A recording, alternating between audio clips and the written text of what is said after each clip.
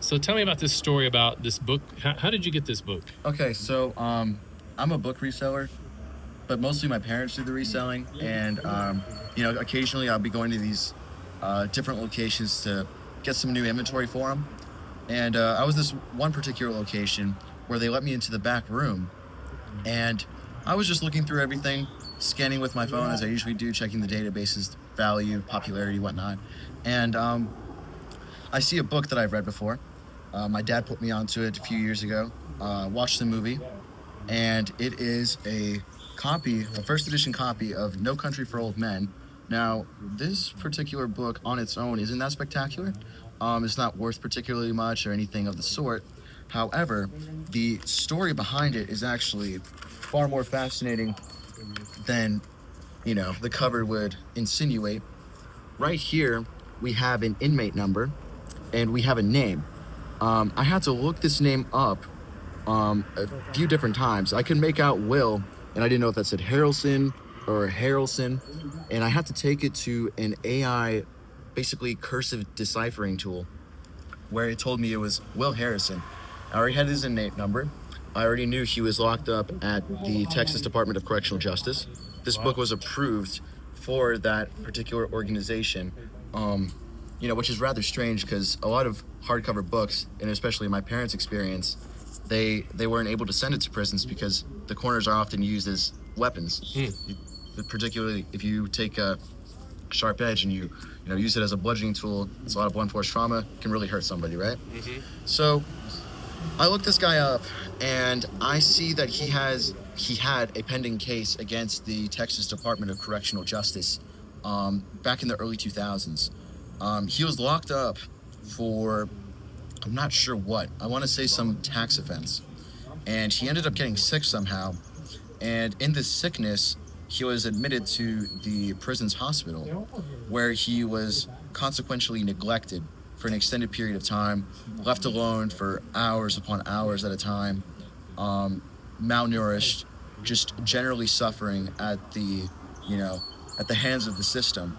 So not only was he being punished once for the crime, he was being punished double for being sick, and maybe even triple just for being sick in that particular time. And he actually made a case against the guards, citing his constitutional rights for the negligence that was involved in this particular case.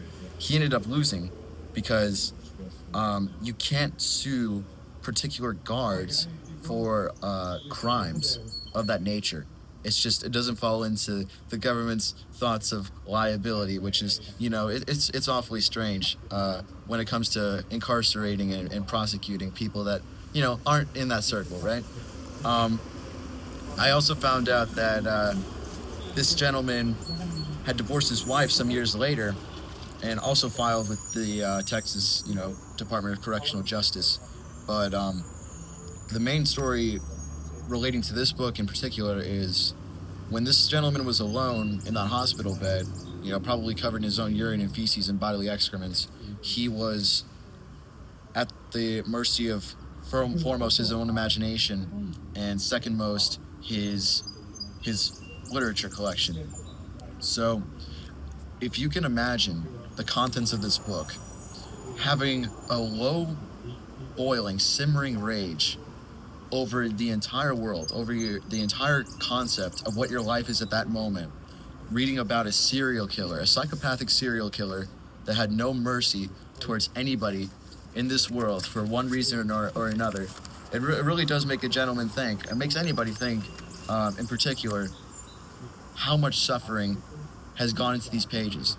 Not even considering the suffering that Cormac went through writing this literature, but the gentleman who had this in his possession, who was rifling through it with his fingers.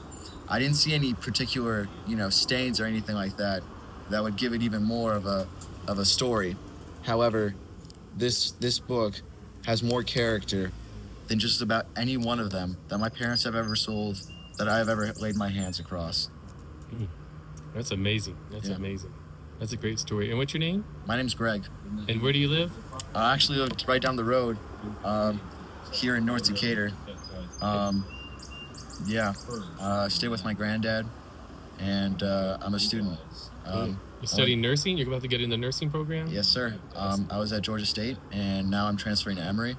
I've been accepted because of my minority status as a white heterosexual male, and I'm not even saying that. I'm not even saying that in jest.